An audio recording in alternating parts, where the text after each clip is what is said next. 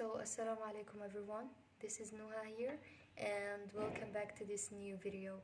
I know that it might seem kind of weird to see that the video, or the video is not recorded in Arabic. Actually, I'm just trying here to challenge myself and see if I can explain this or explain one of my mathematics lessons in English.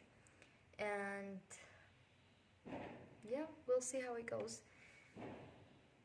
So, since, as I said, I'm trying to challenge myself and stuff and try to explain things in a different language, even though I'm not really that good when it comes to explaining, even while doing it in my native language. But anyways, so I tried to pick the easiest lesson in our mathematics program, which is the proposition. So in the propositional logic, and in English actually they have a sort of mathematics which is called discrete mathematics, or discrete, I'm not really sure about the pronunciation, but whatever. A proposition here, or a statement.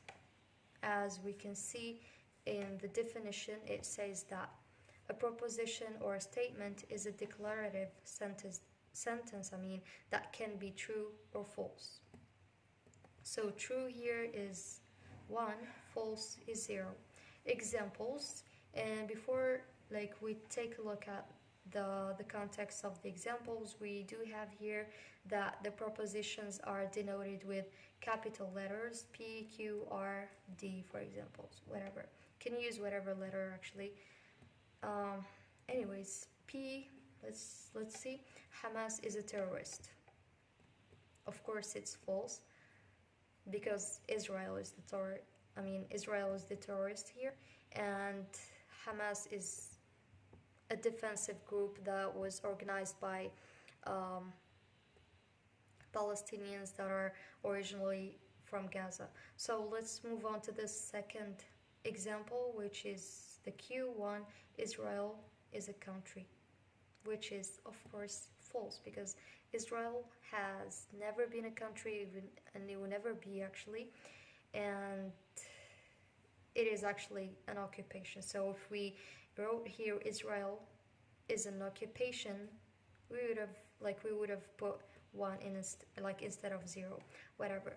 The R here, Jerusalem is the capital of Palestine, of course true, and that's why we've put 1 in here.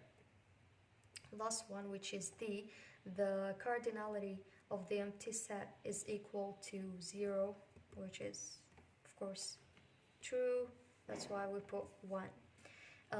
Here the point isn't really whether or not these statements are true or false, but whether that they are whether that they are statements, which means that in propositional logic we can express them, because we can't express things like questions. For example, if I tell you, would you go to the store for me?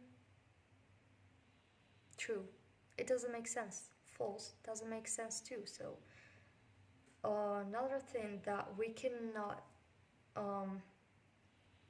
express are imperatives. What's an imperative first? It is kind of a command. For example, I'll tell you, kick him, go outside, go out, whatever it is. You can never say true, false. You can never express them in such ways. So questions and imperatives cannot be expressed in the propositional logic. Let's move on to the second part of this of the lesson or the topic, which is basic logical operations. I do believe that we do have a lot actually, but I just wanted to choose 3 to talk about them, because I don't want to I wanted just to choose 3, and I didn't want to make the video so long. So first basic logical operation is conjunction. I'm not really sure about the pronunciation, but whatever it is. So the conjunction here means kind of and it has this this relative or operator, which is, I mean, it goes down, whatever. Second, second logical operation here is disjunction, and it means or with this operator or relative that goes up. Negation. The western side countries, I do believe they write it this way. They use this relative. And at school in Algeria, we use this this relative here, which is this line here that goes up the capital letter, which is not like the negation here, of course is not. Let's try to delve into the conjunction and see like the definition here. Conjunction is any two propositions can be combined by the word and to form a compound proposition called conjunction. So here, let P and Q, two propositions here, when we put the P and Q and we put this operator in between, we obtain the conjunction operation. So the most important part here, like the butter, if we can translate it into English, this is actually Arabic, but whatever. Truth table, we do have like we do have the column of P, Q, and P and Q, which is the conjunction, the conjunctions column or operation column. So P here we do like we put 1 1 0 0 for the column of Q. It's 1 0 1 0. 1 with 1, we obtain 1 in the P and Q conjunction. 1 with 0 is 0 0 1 0 0 0 0. Let me just give you an example so that you can understand this. You can understand it very well, or like you'll never get confused after that. Let's say that your teacher asked you to bring him a chair and a table, and what did you do? You bought him the chair without the table. Would he be satisfied? Of course not. Why? Because he didn't bring the two things he wanted from you to bring. You just bought the first option, like the first option, but you didn't bring the second one. So he's not going to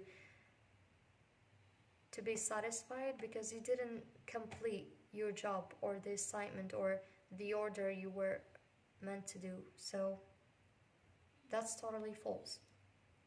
But when you bring, for example, the chair and the table, that would be true and correct, and the teacher will be totally satisfied because you bought the two things, like you did what he asked from you to do. So exactly the same here. Also, if you bring the table without the chair, he's not also gonna be satisfied because you only like did the first option without the second one. And it's exactly the same in here. When the P, it's like the P is true, the Q is true, like of course the and here, because the and doesn't give you like an option, it is obliging you to do both options, like no setbacks. I'm not really sure about the sentence, I forgot it. Whatever. 1 and 1 is 1. I think that this video will be like full of whatevers, because I'm getting comfortable while recording, actually, whatever it is. Again, that's another whatever come.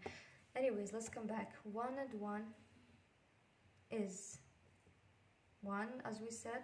So when the P is true, the Q is true, of course the P and Q will be true.